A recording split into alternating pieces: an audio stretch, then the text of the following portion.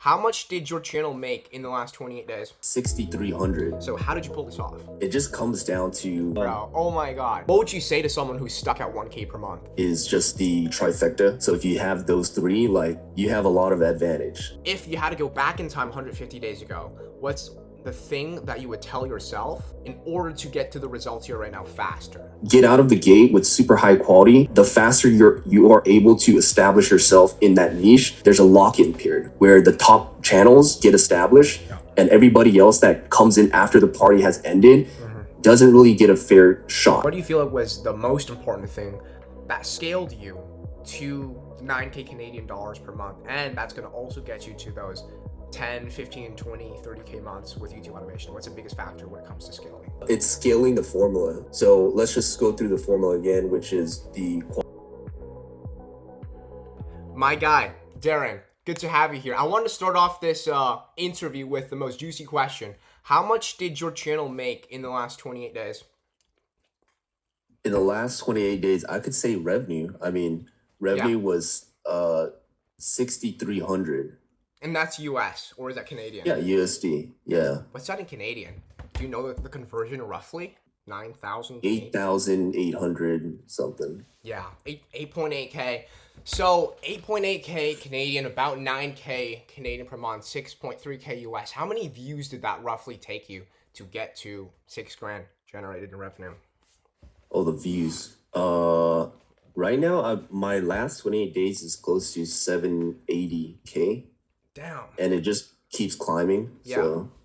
So 700,000, let's just say that. You said 700,000 or was it 70,000? 780 now. Oh, The last 780. 28 days. Got you. So Yeah. 780. What's the RPM then? 780, and then that's like, It's still about the same. Like I told you, like I climbed up to like around $7, $8. It's still around there. It's just holding steady. yeah. I mean, it's not gonna change if I don't change anything. Right. So $7 to $8 RPM, 780,000.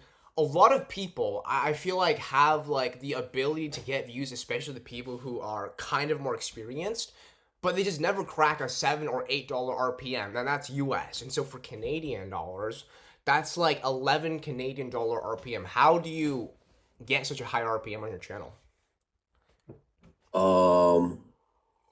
Well, obviously, it's like the type of niche that you get into. Yeah. So I think for the audience that is listening, I think it's important to know that I just focus on reviews.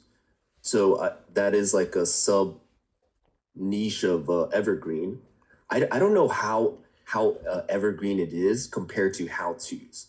So that's like an experiment that I do want to see, compared to the other how to channels. Yeah. But I don't know. It's hard to say because, like I said, I just started this, and who knows, these videos could just have a lifespan of just a few months. I really don't know. Yeah, I think it kind of depends on the specific thing you're reviewing. Because I know, as an example, I would search up like MacBook 2022 review or 2024 review. I didn't even have to type in the year. I type in MacBook review because I wanted a MacBook. And then you'd find content from like 3 years ago still doing super, super good. Oh yeah. And so I think it kind of probably depends on what you're reviewing. But in a sense, it's still a very, very evergreen format where it doesn't die out as quickly as something that was browse-based or viral-based in a sense. Yeah, no, you're definitely right on that. Like, for example, if you're reviewing a product that is, say, scammy, that might just have like a hype or a trend for a while, then your video is as good as that product. Like there a bunch of people are doing advertising and stuff. So yeah, Yeah. as opposed to a more legit product. 100%. Yeah. Product is a massive part of it. I guess I wanted to ask you this, like, how did you actually scale like this extent when you've entered the YouTube automation game quite late? Like, everyone thinks this fallacy that it's very saturated and there's a lot of competitors. So how did you pull this off?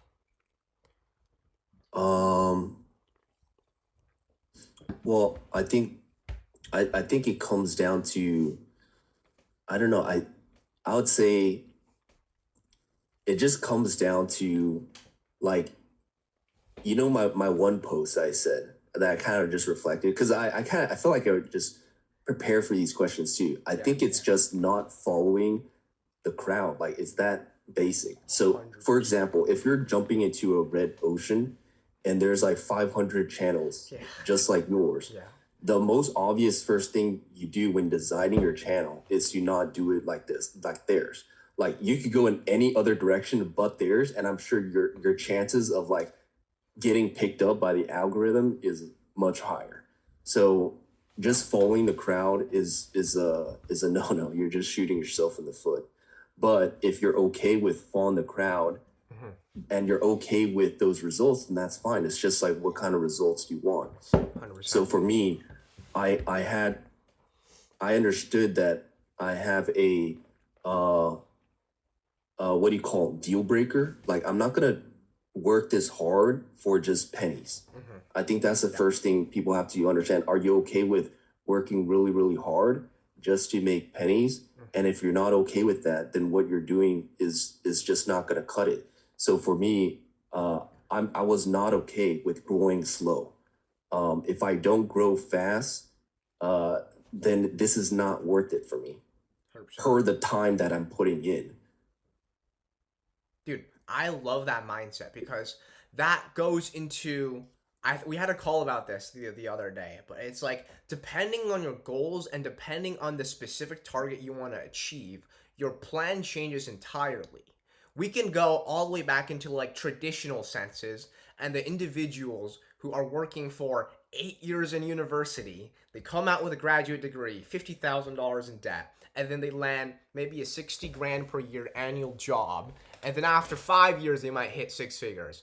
That is like a plan that is super, super slow. And depending on the vehicle you are in, you can literally change your plan, change your outcome. And the fact that you mentioned that also kind of resonates with which kind of specific nitty-gritty strategy we want to go into. Because we can go into the very, very specifics. How you said there are going to be people who are content with 5K a month, 10K a month. There's going to be people like you. I would assume, real quick, what's your goal? Like, let's just say 2 years from now or 1 year from now, like, what do you want to hit with YouTube automation?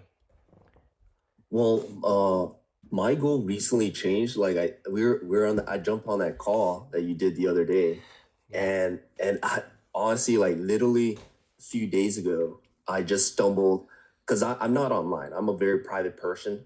I don't have Facebook. I don't have anything. Yeah. And I recently just made a Twitter because I just stumbled into it, and I just found like the YT niche in general. And dude, like, those people are just they're a little crazy, right? Like, their goals are like, hey, 10K, I want to hit 10K my first month, and then end of the year I want to hit 100K a month. So I was looking at them, I'm like, dang, that just broke my mind. Like, I think it's pretty powerful because when you see what is possible, then everything shifts. Just like the 4-minute mile, breaking the 4-minute mile, right? Yeah. Once you know it's possible, then it kind of, there's like inception. It plants a seed in your mind of like, you start thinking about it, like, how do I actually get there? How do I, like, I know how to scale from, 1K to 5K, from 5K to 10K, 10 to 20, but how do you take it from like 10K to 100K? Yes. Right? I'm sure there's some different tactics there. So that's something I'm actually interested in asking you as well. Like, what ideas you have in mind? 100%. Yeah. Is that your question for me? What ideas I have in mind to Yeah, scale? but for you, like, joining your coaching, everything is evergreen based, and you recently started, diving into browse based. So we're kind of like, I'm trying to get into browse based as well. So Here we go. it's like, it's a bit of starting from scratch, right? Like, learning the different fundamentals, I'd say. I would say it totally depends on the vehicle, which is going to be the niche that you are in, because you can theoretically do what all these crazy experts say and have 5 channels, 7 channels. Warner, or that guy, apparently claims he has 75 channels. Who knows if that's true or not? Probably is. I'm not too sure. I don't know that guy. But there are channels in the YouTube automation industry that's able to scale to 6-figure months with one channel alone. Probably one AdSense alone. One strategy alone. Midwest Safety, very, very prime example of that. And so when you analyze it as the most effective and efficient way, we always want to divert to that first. how can we get the most results possible in as little effort, energy, and time as possible? That's how you thought. That's how a lot of the greatest CEOs think. I think it's genuinely just having, number one, the best and highest vehicle that can give you the highest ceiling and highest potential.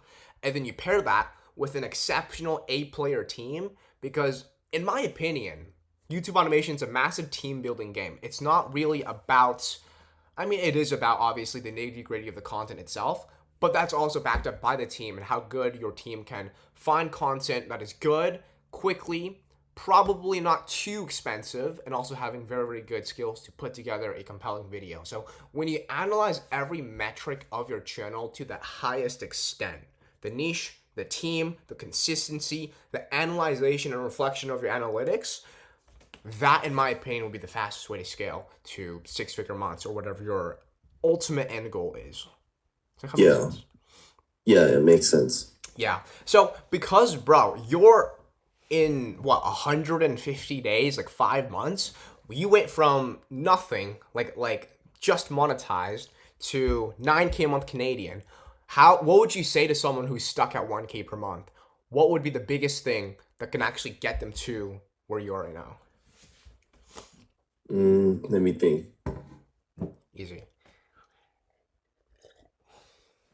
Well, I'm curious because I don't really look at those smaller channels. Like, what are they doing, by the way? Like, I really don't know. It's hard to give an answer if I don't know exactly Yeah. what No, they're doing. 100%. Let's just say, as for some context, let's just say their daily 48-hour view count is like 5,000, and then they have an RPM of $1 or $2. They're doing, let's just say, the basic tutorial Evergreen strategy, and they have a pretty okay team, and they've been trying YouTube automation for, let's just say, 2 months.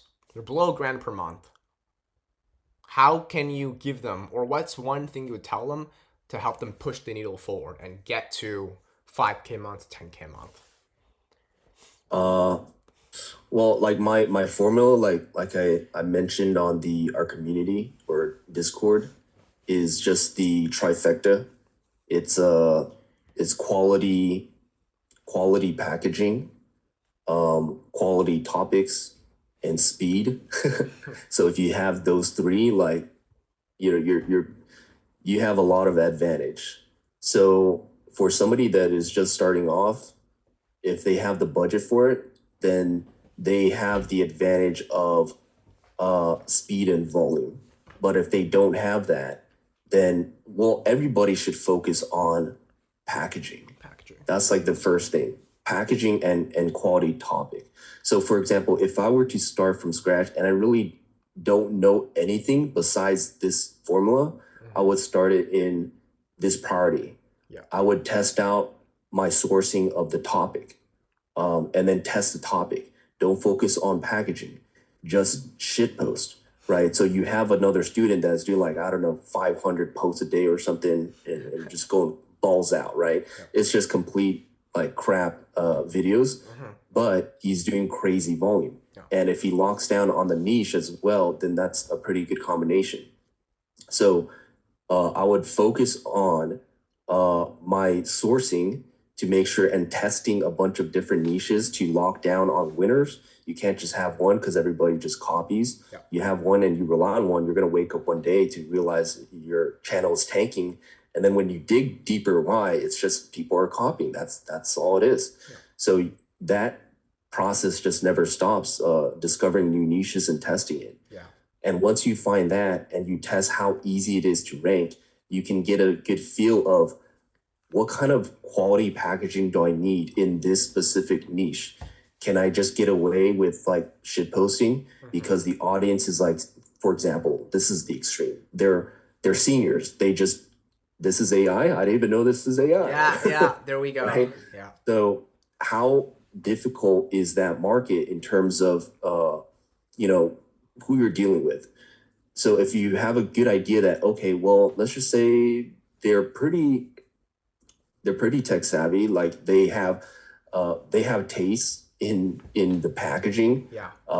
then you know that, okay, well, do I really want to jump in this niche? For example, like I'll just say the how-to channel I'm trying to start. I'm jumping into a red market. Like I'm intentionally jumping into a red market, and I have a few examples to follow, which is Trevor Nace. I have Tech Simplify, right? Yeah. And I have something to reverse engineer why they succeeded. So now my second thing is I know that in that niche, because there's just a ton of topics, there will be untapped topics, but even let's just say that in the how-to niche, a lot of the topics are covered, then what is the second thing that I could leverage? Then it's quality packaging, because 99% of the competition doesn't focus on quality packaging.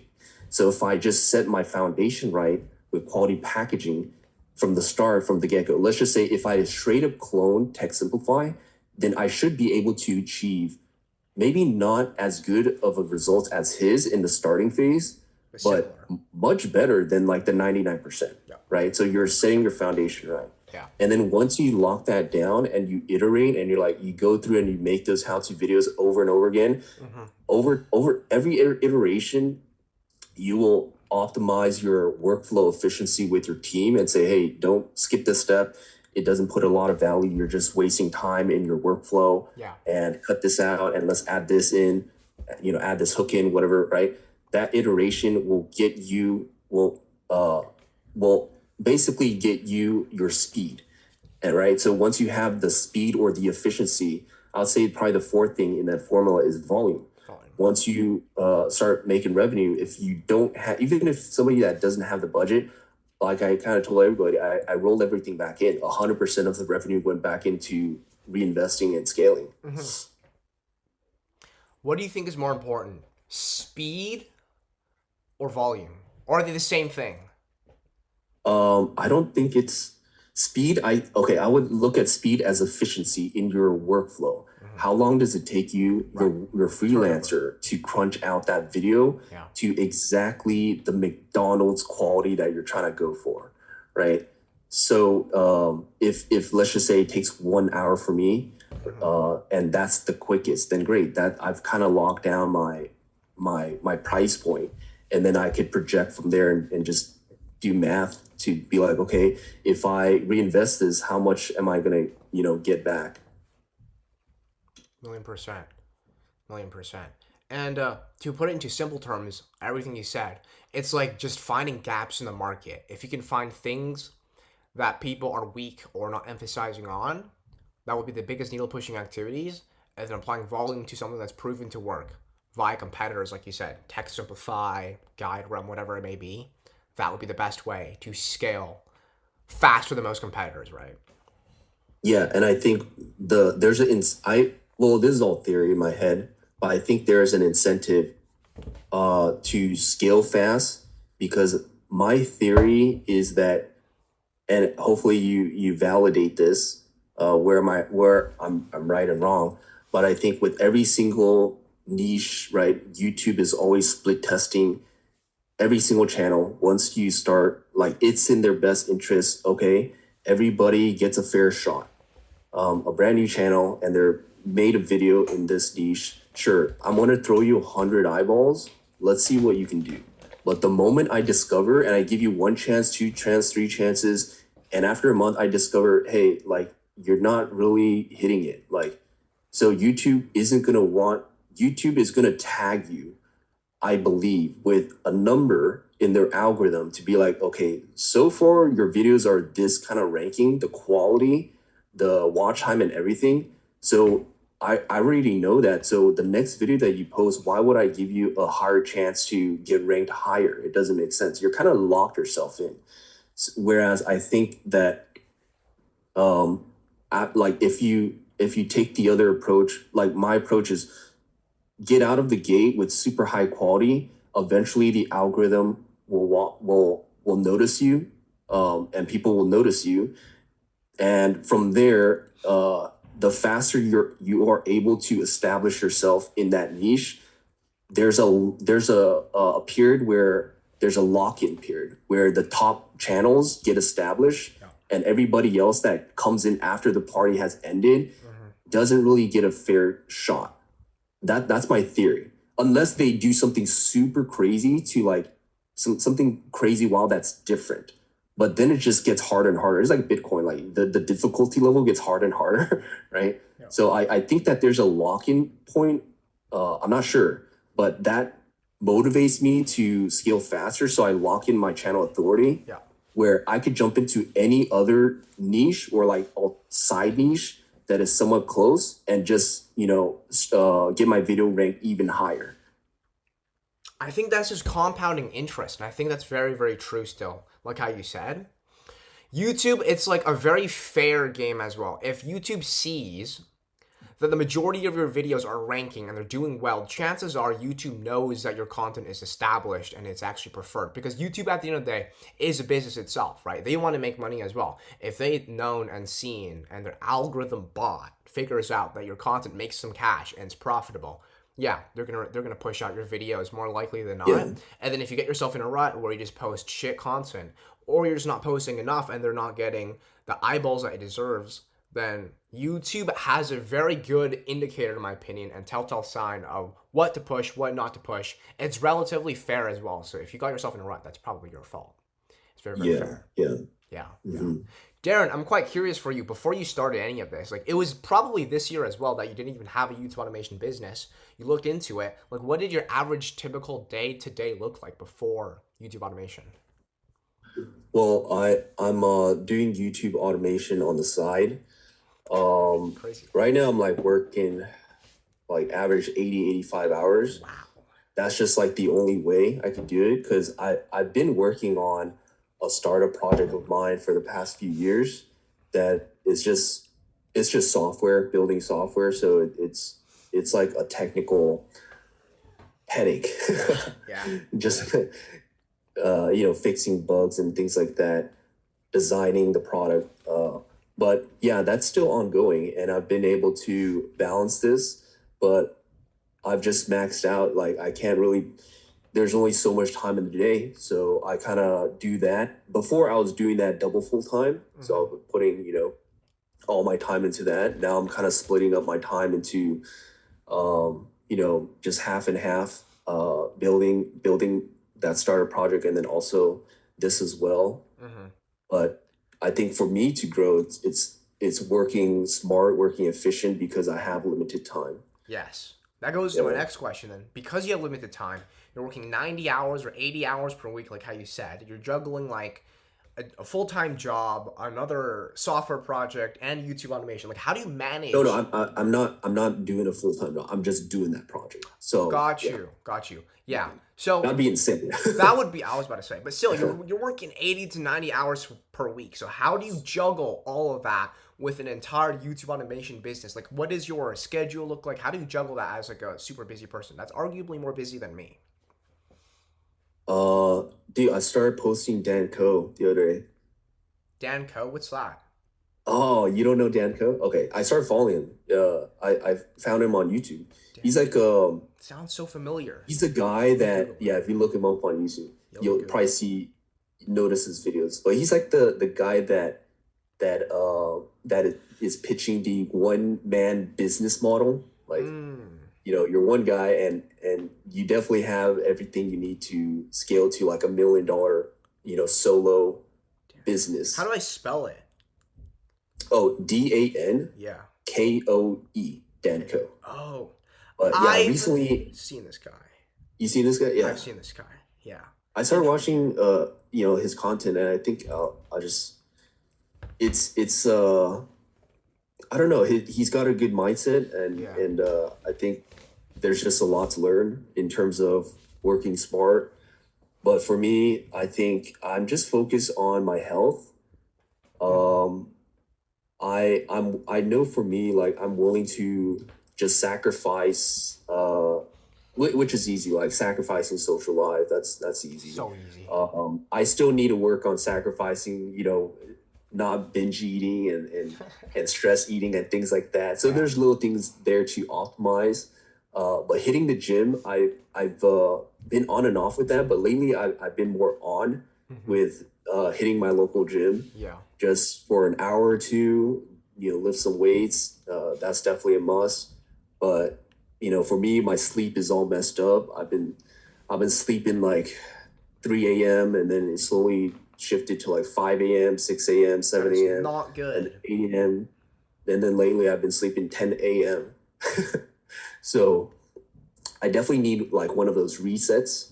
But that's something, I don't know. Those are too basic. Those are too basic that everybody, you don't need to look up on YouTube how to do that. Like, Yeah, you it's know what easy. you need to do. Yeah, Yeah. yeah, But 100%. for me, like, I've just always, I tend to make those sacrifices because of, I'm very like money minded and motivated, and I'm very competitive. So, for example, like with this call, yeah, I asked you that question. You're like, oh, you know. Yeah, So, yeah, yeah. But 100%. hopefully, what I've shared actually helps. Yeah, This this podcast that definitely. you're doing. Definitely, definitely. I think it'll help a lot of Yeah, people yeah. watching because I feel like a lot of people watching are in similar situations as you, where they want to get into YouTube automation. They're probably working jobs as well. They just don't know the correct way to step in the door. With 2025 probably being the biggest year of YouTube automation, I feel like YouTube automation has been more popular this year than really any other year because it hasn't really been like a really well known thing up until 2024, maybe 2023, and then this year like everyone's doing it. Okay, Evergreen is growing. Not even Evergreen, but just YouTube automation in general, I feel. Yeah, I see. Yeah. Did you ever think it was even possible for you to like crack online money maybe 5, 6 months ago? Or did you just have that idea, but you never knew you were gonna actually make it? No, it sounds more like a confidence thing. Like for me, like I've had a pretty, I've did other businesses, Yeah. and record wise, whatever I do, like other courses and things I've bought, I've always made first money, and brought it up to a certain point. Yeah. So it wasn't really like a thing where like, oh, I'm gonna like it just doesn't make sense. Are you gonna invest thousands of dollars into something and be No. like, oh, maybe I hope I make it. Like what kind of mindset is that, right? You're gonna go into like, I'm putting this money down. Failure is not an option. This better freaking work, right? And if it doesn't, you better be ready to die over it. Dude, that mentality, I think Mr. Beast had the very exact same mentality. It was either ultra successful YouTuber or die trying. And when you don't give Yeah, yourself like yeah. a way to back out, I find every individual who finds success in any industry, they have that kind of mindset as well. Whereas the people who are probably more logistical or smart about it, looking at the most realistic outcome, they never really get results as quickly or as big as the ones who are like your mindset. Does that make sense? Yeah, no, I've watched that podcast. It's actually very inspiring. Yeah. It's Yeah. it's really how I approach everything. Like if you have a new project or business that you're wanting to get up and running, that's like your dream, right? Like you gotta be willing to fight for it. So Exactly. Yeah.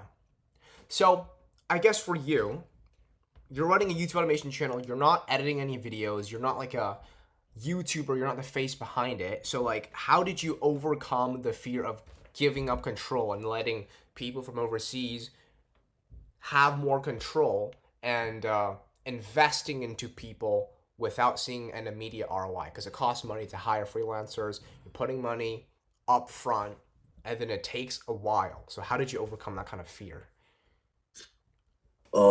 I didn't have that fear, to be honest. Really?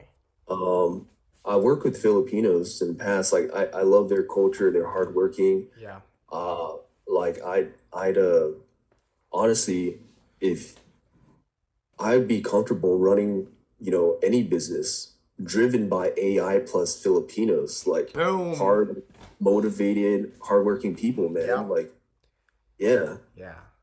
AI and Filipinian is the yeah. strategy. That's the $1 million strategy, literally.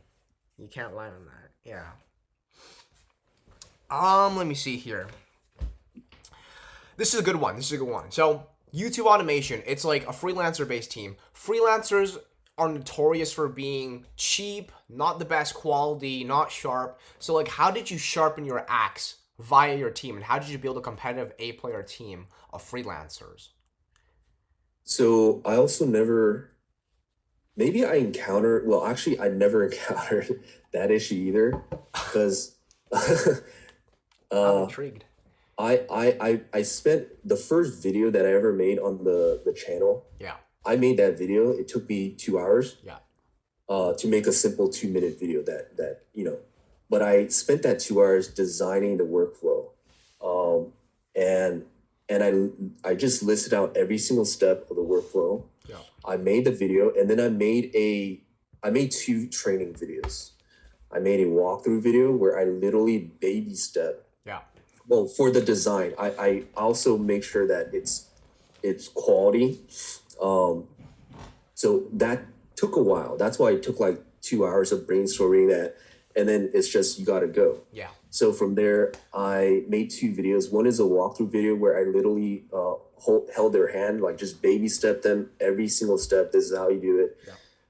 And that that might be like an hour, like a 90-minute walkthrough video, Damn. because I have a lot of things that I'm very nitpicky about. Mm-hmm. Like if you tell me to just give feedback on any one of those review videos out there, Yeah, I probably have 100 things to say. But I probably won't say it because I have too much to say. yeah, That I think, hey, this little corner thing, like this is not optimized, sir. I'll tell you the theory of why it's not an optimal viewing experience. Right. So I'm just that kind of mindset yeah, where I have a very particular requirement in the workflow. yeah. So that's why my training video is very long. Mm-hmm. And then I tell them, hey, this is basic video editing, like shit. Like this is beginner kindergarten stuff. Okay. Standard. If you're actually looking to take on video editing as a career, this is a perfect place to start. Right. And I said in my job post that these simple 2-3 minute videos, they take 15, 20 at max 25 minutes to make. And it's you have to prove that. So I did a speed run demo, and they're like, okay, start. Let me start my timer. Here, you're gonna see me literally go through every single step in like 20 minutes. Wow. Right. And then I show that, like, okay, you got nothing to say. You can't say that, I'm overcharging or whatever, because if you hit this optimized speed, you should be making a good amount of money Yeah, per a yeah. beginner video editor. And if you want to make more, sure, I have like more intermediate level type videos. For example, like if you do branded sponsored videos that are longer, right? Yeah. So that's one way that I've been trying to incentivize them to be like, hey, just start here, right? Get good, and then there's a next level. There's Yeah, steps and steps to climb up with a very, very detailed SOP structure. He said 90 minutes. yeah. And then the QA though is like it has been a huge headache that lately I'm still trying to overcome, and I think the next strategy I'll implement should pretty much wrap it up, because I'm at a stage where at one point I was having to conduct quality assurance on everything, and obviously that's not scalable. Mm-hmm. So I hired a QA, a quality assurance person to help me QA everybody's work, Mm-hmm. and just make sure, like, if this person's doing a batch of 200 videos, okay, let's spot check them before we pay them. Yeah. So that has really lifted a lot off my shoulders, but I still see that there's a lot of freelancers making beginner mistakes, Yeah. even though I have a document of all the common freelancer mistakes, Yeah. but the thing is, like, there's still a lot like that they still might miss. So there's still a way for me to kind of tighten that up, where to the point where it can be really hands-free, and it can really be like automated to a point where there's no headache. You could onboard people, they could train themselves, and they could even do the quality assurance themselves, and it would be pretty hands-free. Yeah. That is very, very interesting to hear. And you have like a whole structure for the hiring process and making sure they're all very, very doing their job right, which is very, very big within scaling. So you've already scaled. What do you feel like was, this might be like a repetitive question, but what do you feel like was the most important thing that scaled you to 9K Canadian dollars per month. And that's going to also get you to those 10, 15, 20, 30K months with YouTube automation. What's the biggest factor when it comes to scaling? It's scaling the formula. So let's just go through the formula again, which is the quality topic. Quality topic, I still need to discover new niches, and that's on me. Like nobody can really do that. Yes.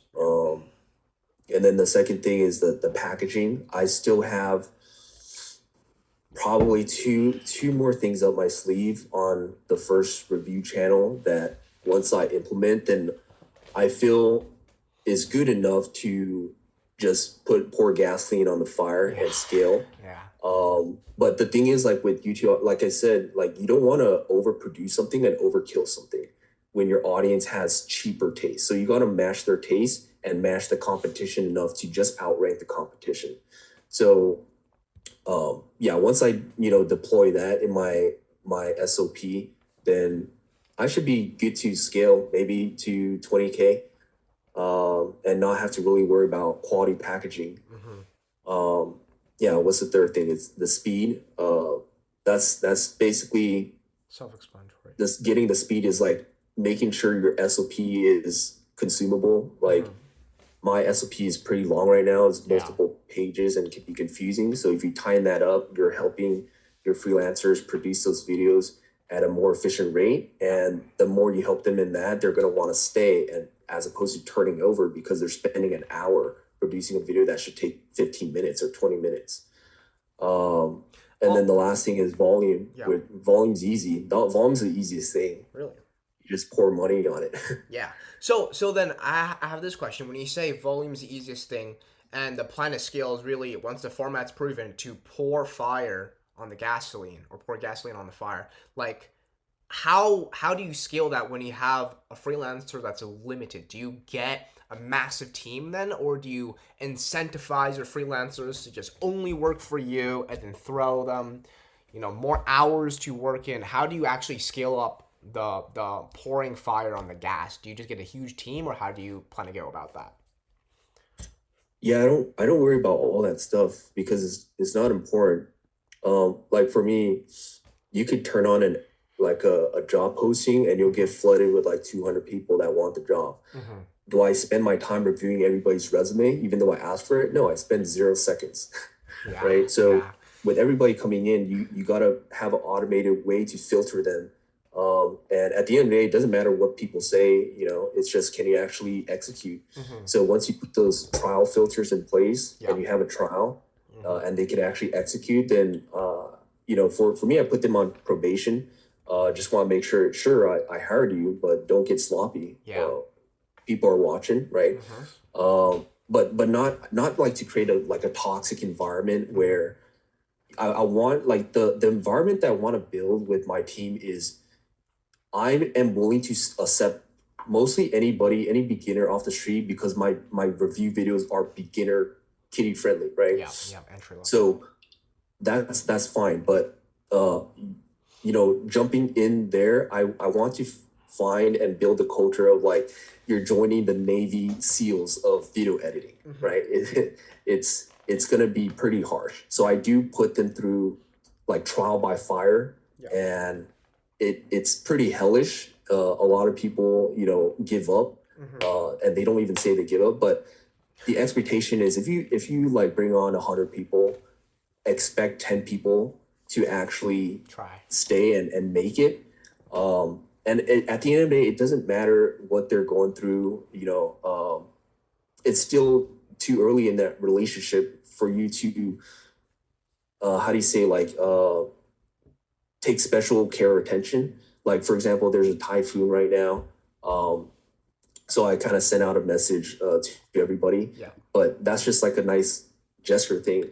I think that, for example, if somebody says they can't work because of some personal reason, it doesn't matter. My response is just a boilerplate response. Hey, no worries. Whenever you're ready, just hop back on, and that's it. It's chill. But they're very nice. They'll inform you. They'll let you know that they're going through something, and that's really nice of them. But Yeah. it really doesn't matter, because at the end of the day, I'm trying to do 100 videos per day, and it doesn't matter if I do that with 10 people or if I do that with 20 people or 30 people. I'm just gonna keep hiring. Yeah. Yeah. So it's a player versus player game. So you can't depend on the Yeah. person. You have to see. I guess survival of the fittest is kind of how the best way to explain it. Yeah. Yeah. Yeah. I guess, bro, like, what's your plan with all of this? What's your next goal? Do you plan to scale this to the moon, obviously hit those bigger numbers? Do you plan to leave your job anytime soon? Do you plan to open your own coaching? Like, what's your next big move on the chessboard? Well, I'm limited by time, so I can't do, like what you're doing coaching. Plus, I'm in the game, so you know how competitive I am. 100%. I hold my secret formula very close to my chest. I only, like, hopefully for the people that are actually listening, that because I'm speaking around things, I am trying to deliver value. I'm not trying to, like, gatekeep or anything. It really is that formula that I have honed down. And if you don't know where to start, just talk with Claude. I talk with Claude all day. Utilize your second brain that has like a freaking 200 IQ. Like, don't just sit there and like, how do I make my channel more unique, right? So yeah, just start there and you should be good. But yeah, with you're saying the question is like what my goals are. Yeah. Your next Because I'm big limited on time, and my other project, I am committed to that because I have investors there and I can't just, dip. Like, I've given my word on making something succeed. So I'm not the type to just like quit on something, Love that. even if this makes like 100K, whatever. There are just, certain things I just can't give up. Yeah. Yeah. But hopefully I'm able to just continue this and scale it to multiple channels. I've been working really hard on the second how-to channel that, like I said, I still can't wait to launch because Yeah. it's looking pretty good. The third channel, which is in like the AI stories niche, that one is just recently launched, but it's just anything that launches, you're just in testing phase. Yeah. Like our first three videos bomb, Yeah. but that's like expected. That's every single thing. Like, you gotta expect, Always. like, you pump out 30 videos, everything bombs except that one video that takes off. So I'm going after that. Yeah. Yeah. Exactly. Yeah, and then just kind of scaling from there. Yeah, just getting more channels, discovering new niches. Yeah. Rinse and repeat. Cannot wait until you have multiple channels with the browse, a how-to video. We're gonna do another podcast once your browse hits 20K a month, and then your review does at least 10 to 15K a month, something like that. Like, do you plan to have just 3 channels, or do you plan to do like a massive cult empire? What do you feel like the most realistic thing you're gonna do is? Definitely towards what the other guys are doing, like multiple channels, because it's really just rinsing and repeating. Yeah. For example, like the AI stories, once you lock that down and you have your own formula of launching in a new niche, you just rinse and repeat. Find a new niche, get another channel, and just repeat. You're not really doing something different. You're just doing the same thing over and over again. Yeah. So you're just taking market share in different niches. Yeah. 100%. Yeah. I guess, okay, last question for you. With all the knowledge that you have within YouTube automation right now, if you had to go back in time 150 days ago, what's the thing that you would tell yourself in order to get to the results you're right now faster? Let me think about that. So if I could go back, like, from day one. Yeah. Yeah. Day one, you have all the knowledge you currently have ongoing. If you had to scale up just as quickly, or if not even quicker, what is something you would tell yourself? It's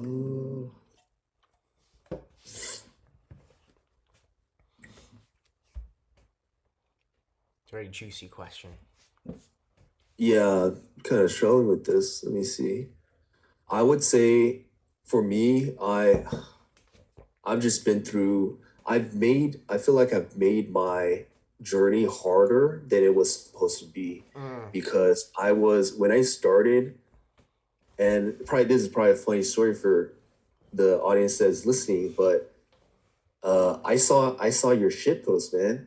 The random shit post. The title was like, you know those titles on YouTube where it's like, um, this found you for a reason, or like something about like, hey, this was meant to be. Is that kind of vibe? Yeah. So I saw your video. I was like, dude, man, this really hits. And I even typed like a long message. I'm like, dude, like, yeah, this I was meant. remember You know, that this comment. message, this video was meant for me, or I whatever, remember that. right? Um, and then I was like, okay, dude, I'm gonna do it. But around that time, I also joined another coaching type of program. You know who it is, I but know who it like is. Yeah. it oh man, I got I got all bloodied up, but I wasted a lot of time too. Yeah. Wasted a lot of time, a lot of money, and then I saw your video and I was so pissed. I'm like, damn it! Like, why couldn't the algorithm just feed me this video a little bit sooner Yeah. before I jumped into that thing? Yeah. Because the thing that I was trying to do with the other program, Yeah. the holy crap, the ocean was so red. Like Really. looking at it, it's basically how to make money with AI online, that kind of niche. Tons of channels, like even how to AI got literally blasted, right? They got banned, Gone. Just like gone, that. just like that. Yeah. So I was thinking of like, oh wow, this is great, AI tools, high RPM, blah blah blah. Right.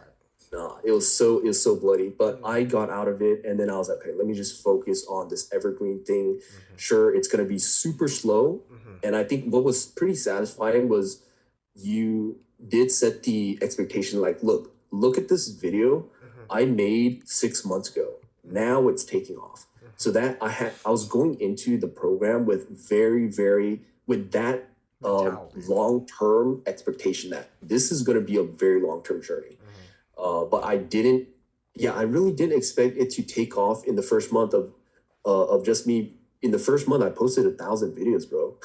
Really? Yeah. So I posted 1,000 videos with not like the best quality, but Yeah. my starting off quality was better than the competition, just a little bit slightly better. So that's I guess good enough. And then that's why the first month I just hit 100. I don't know, made 110 in ad revenue. Yeah. I So yeah. remember that. You posted it in our wins tab. First month, $110. And then second month was $800.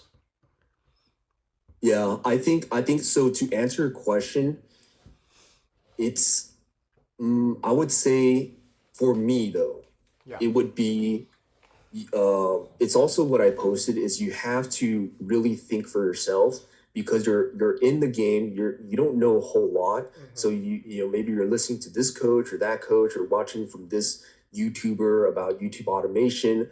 You really have to vet your source of information and go and filter it through what is their incentive for saying that, and what degree are you going to take it as a grain of salt or like take it as like holy Genuine God advice. truth. Yeah. And at the end of the day, I think I was like a bit too quick to just to to not to not think for myself. Mm-hmm. I think if I really just sit there and think for myself, like from a common sense perspective, Yeah. from basic game theory, I Mm-hmm. would have realized that, hey, you should have spend a little bit more time doing your homework and realize this ocean is no good Mm-hmm. to jump into. Yeah. Because once you jump in and you're blind and you keep thinking you can see, but the Yeah. whole time you're blind, you're just wasting time. Yeah. Oh, yeah. Yeah. So Massive. I wasted a lot of time. 100%. 100%. I feel like a lot of people, they have this weird like brain. My mentor, I have a mentor as well. He calls it the microwave monkey brain. But they just follow whatever they kind of listen to, whether it be on the internet or in real life people, and they don't really have their second opinion. They're not really analyzing things from a purely logistical perspective rather than getting influenced by someone, if that makes any sense. And I think that's a Yeah. very, very important metric as well in any realm of business, to really think if it makes sense to do the next biggest move. Yeah. I relate with that a Yeah. lot. Dude, absolute pleasure to have you on this interview. Do you have anything you Yeah, want to thanks ask for having me. for me as well, or anything you want to ask the audience, or what do you have to say as a last word? Anything I want to ask my competition, I think I'm Competition. good. What I about? welcome it. There we If you go. want to jump in, I'm gonna have a great feast. Let's So, go. Let's go. but I Survival of the welcome it. fittest. I welcome like good competition. Like when I see a Yeah. good competitor, like I make them not like my idol. It's like I see them as my role model, and then I try to go after and kind of pick apart what they're doing right. But I do welcome healthy competition, and I am interested in seeing anybody jumping in. Yeah. It's all about creativity. So I'm curious to see whoever jumps in. There's always new channels. How you will make your channel different and unique, Yeah. and how you will really it's a problem. Like everybody's gonna copy off of each other. So how do you solve the problem of other people are gonna steal your idea? Yeah. Like I've dealt with that. So like I'm curious how those newer players coming in, but actually doing the homework, what will come out of it? So if you're actually willing to do the homework and think for yourself, then you're off to like a tremendous advantage than everybody coming in and just kind of following what everybody else is doing. Yeah. Yeah. It's always going back and looping to that original mindset of thinking for yourself that will really make the biggest difference. And so Yeah, hell yeah. there we go.